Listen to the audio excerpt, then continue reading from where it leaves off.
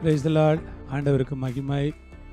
இயேசு கிறிஸ்துவின் ஈடு இணையில்லா நாமத்தில் உங்களை வாழ்த்துகிறேன். உங்களை சந்திப்பது இந்த காலையில் மிகவும் மகிழ்ச்சியாக இருக்கிறது. அப்போஸ்தலனாகிய பவுல் பிலமோனுக்கு எழுதின நிருபத்தில் 7வது வசனத்தை நான் வாசிக்கிறேன்.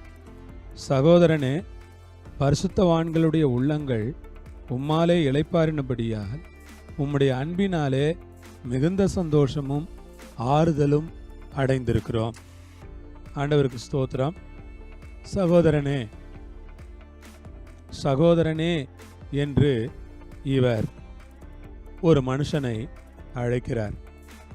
கர்த்தருக்கு ஸ்தோத்திரம். சகோதரனே என்று அழைத்து அவர் என்ன சொல்லுகிறார்? பரிசுத்தவான்களுடைய உள்ளங்கள் உம்மாலே இளைப்பாறினபடியால். சகோதரனே, பரிசுத்தவான்களுடைய உள்ளங்கள் உம்மாலே இளைப்பாறினபடியால். கர்த்தருக்கு மகிமையும் கனமும் உண்டாவதாக. பரிசுத்தவான்களுடைய உள்ளங்கள் அவராலே, இந்த மனுஷனாலே இளைப்பாறி இருக்கிறது. சகோதரனே என்று அவர் பேசுகிற வார்த்தை ரொம்ப நல்ல வார்த்தை. பரிசுத்தவான்களை இந்த மனிதன் இளைப்பாற செய்திருக்கிறார். அதற்காக ஆண்டவரை ஸ்தோத்தரிக்கிறேன். ஆண்டவருடைய நாமம் மகிமைப்படுவதாக. பிலமோன் என்கிற இந்த மனிதன் ஒரு நல்ல சகோதரன். பரிசுத்தவான்களுடைய உள்ளங்களை இளைப்பாற பண்ணின சகோதரன். அப்படியானால் பரிசுத்தவான்களுடைய தேவைகளை சந்திக்கிறதுல, பரிசுத்தவான்களுடைய குறைவுகளை நிறைவாக்குறதுல, பரிசுத்தவான்களுக்கு தேவைப்படுற உதவிகளை செய்கிறதுல இந்த மனிதன் மிகவும் கவனமாக இருந்திருக்க வேண்டும் என்று நான் நம்புகிறேன். பரிசுத்தவான்களுடைய உள்ளங்கள் உம்மாலே இளைப்பாறின. ஆமென். ஆண்டவருக்கு ஸ்தோத்திரம்.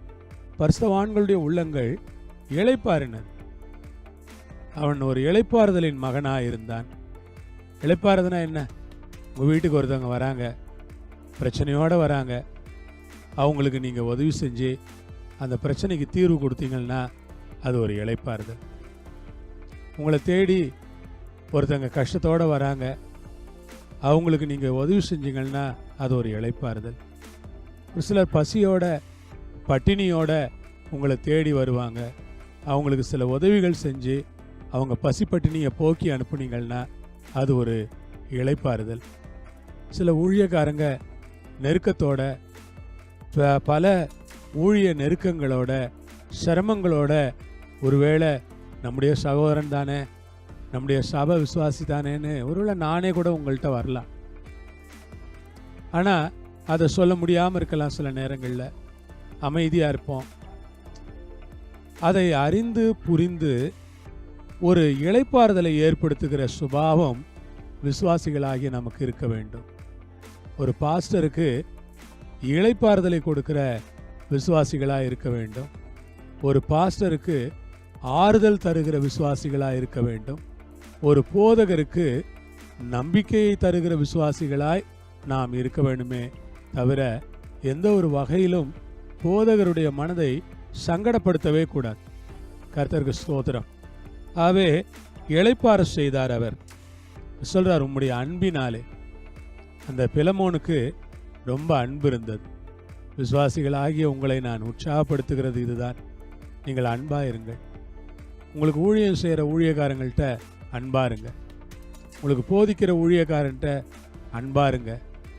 உங்களுக்கு நன்மையிலும் தீமையிலும் கூட நின்று ஒரு குடும்பம் போல உங்களை நினைத்து உங்களை சந்தோஷமாக வாழ்த்தி ஆசீர்வதித்து உங்களுக்கு புத்திமதி சொல்லி உங்களை வழிநடத்துகிற ஊழியக்காரர் மேலே அன்பாருங்க.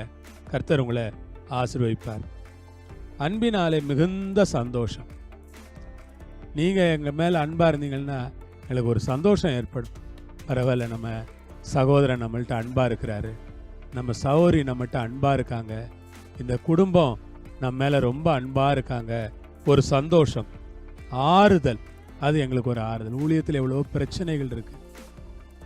சில நேரங்களில் இளவயது மக்கள் சபையில் மரித்து போகிறார்கள். மனதிற்கு வருத்தங்கள், சங்கடங்கள் நிறைய உண்டு. மனதில் சில வேளைகளிலே வேதனைகள் எல்லாம் வருகிறது.